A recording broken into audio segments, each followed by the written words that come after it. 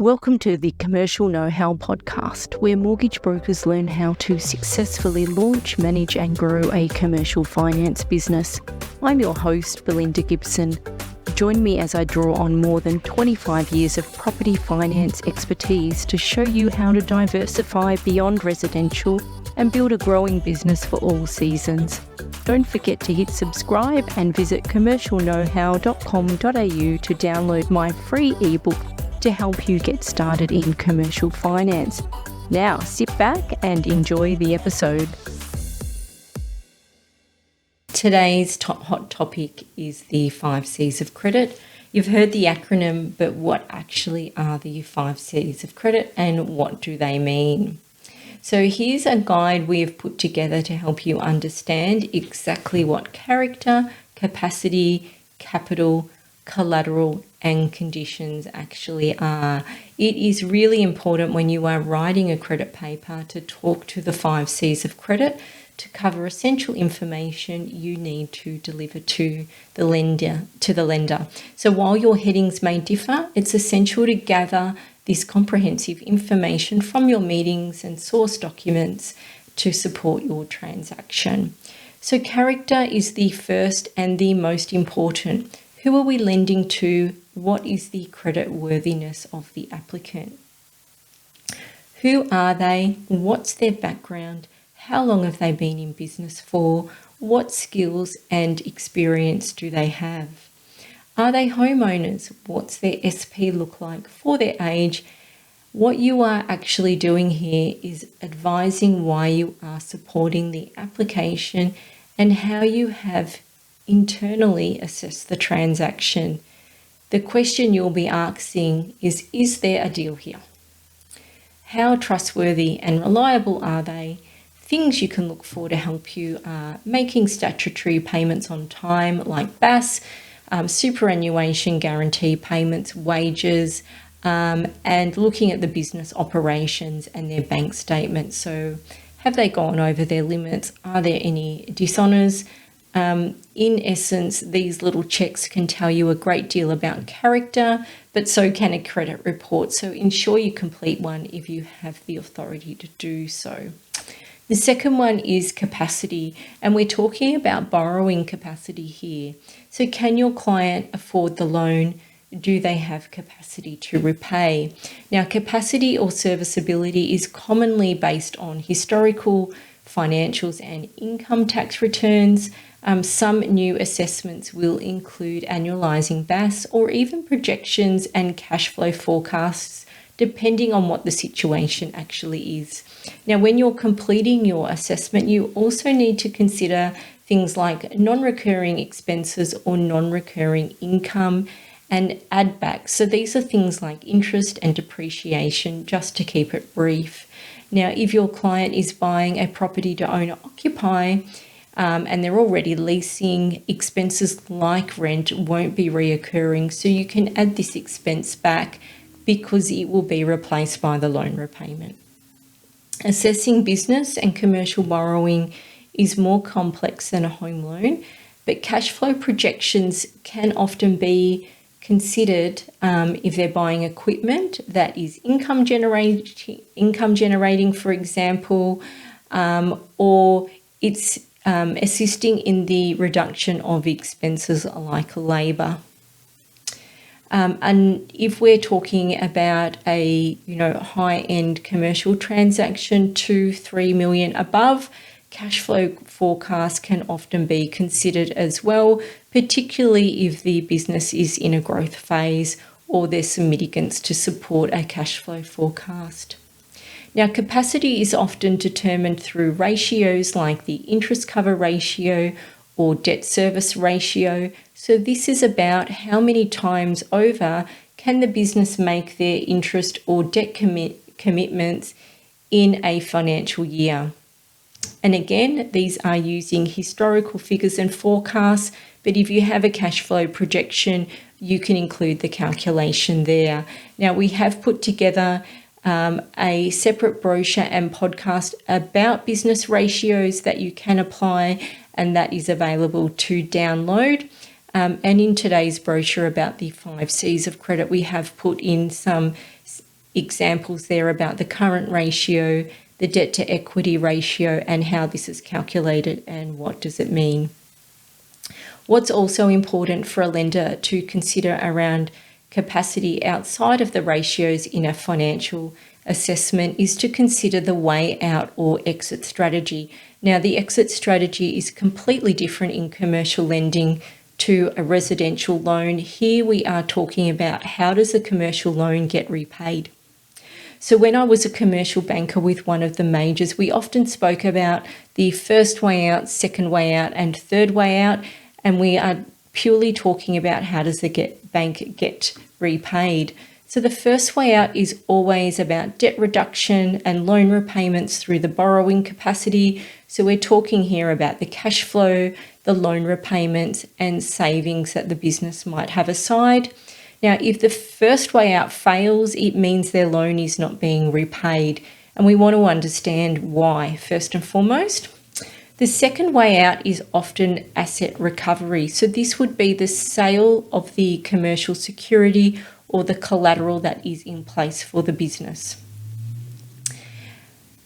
Banks will often have market value coverage. So if the bank is in a position where they do have to sell the asset, generally the loan would be repaid if we've got market value coverage because we lend to the lending value ratio.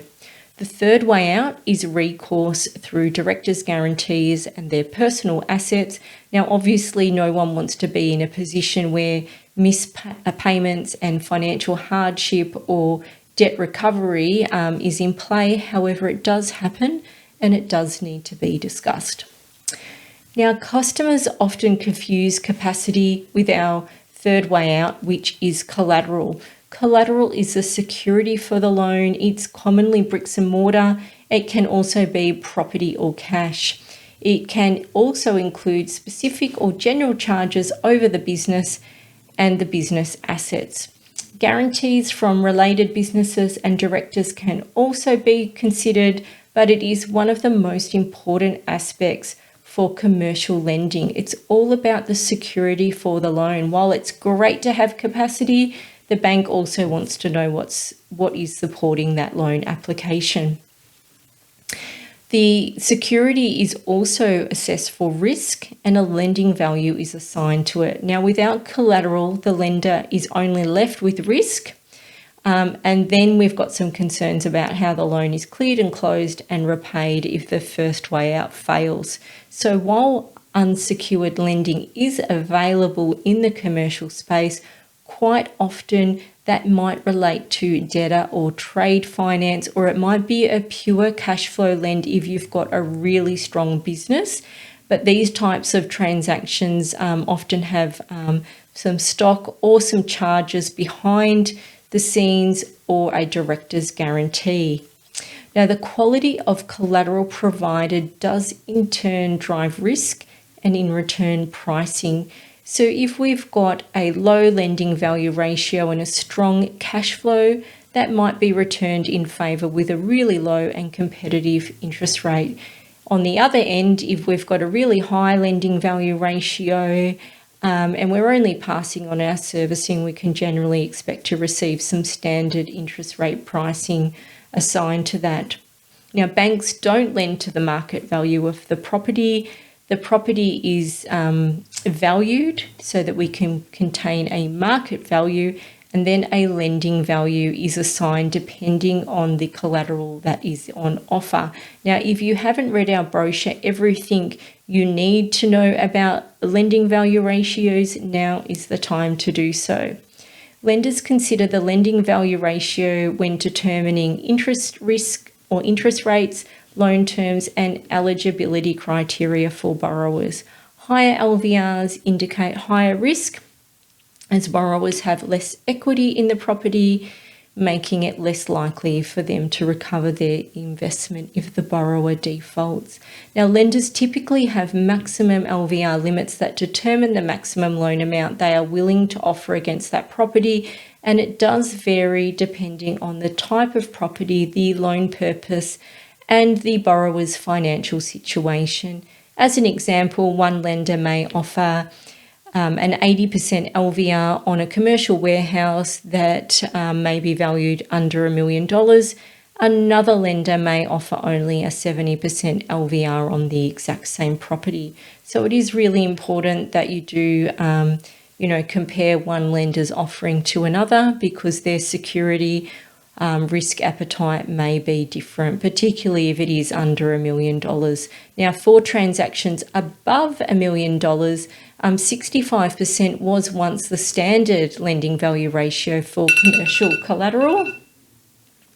So for transactions above $1 million, 65% was once the standard LVR for commercial collateral, but not anymore.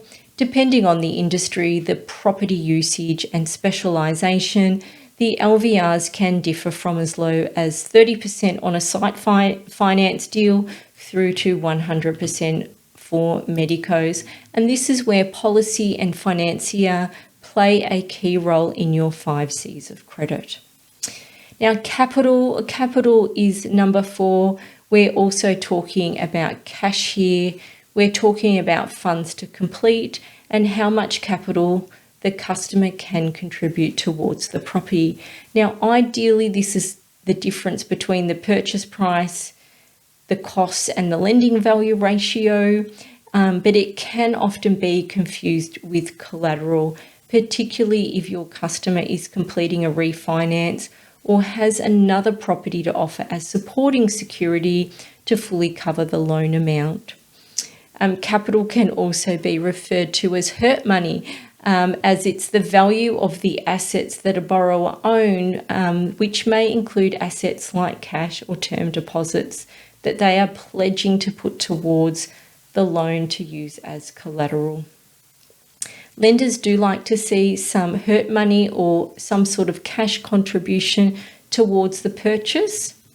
However, it is possible that a deposit is not required, and this is where additional capital comes into play. So, for example, a business loan may be supported by another property given by a third party. Normally it's the director or the beneficial owner who becomes a guarantor, and the guarantee that they are offering is supported by another property. It may be the family home or an investment property or another commercial property of considerable value, but the equity in that property means that there's no capital cash contribution from the borrower. And in this instance, if there is a lot of collateral, second way out, but a lack of borrower cash contribution. So it's quite common to use 2 properties to secure the loan and borrow 100% plus costs. It all comes down to how you are structuring that loan. Now, conditions is the final C and also my favourite. Here we are talking about the loan terms. Conditions cover items like the interest rate, if it's fixed, variable, what risk margins and line fees exist, and the repayment terms. So here we're talking about principal and interest, interest only, or interest in advance. The purpose of the funds, the loan terms, applicable fees, and being a finance broker, you should also cover off expected upfront and trails. Now here I like to just put in the standard, which is typically 0.5% upfront and about 25 basis points on the trail, but it can vary on your loan size and it can vary from lender to lender. Now, when you have an approval, you should expect conditions to be a part of the loan. The loan could be set and forget with a long loan term, a lease stock, which is generally aligned to the current lease term, not the options, or if the rate is aligned to the BBSY rate, this may be a shorter loan term designed to keep your client's interest rates as low as possible. Now, for transactions above 1 million and increasingly above 3 million, you should expect a 2 to 3 year loan term with conditions such as a valuation requirement upon renewal. In this space, you may also see Annual reviews with the bank wanting to test covenants on the most recent financials. Best practice here is to diary the annual review 3 months in advance, like you would for a fixed rate maturity, to ensure the loan review is completed on time. Now, to summarise, the 5 C's of credit, these are crucial aspects to cover, discuss and support your transaction in your credit paper. The majority of lenders review most of this information when assessing any credit request.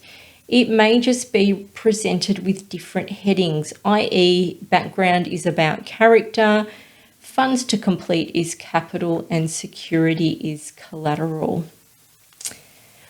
I hope today's episode has helped you to understand the 5 C's of credit.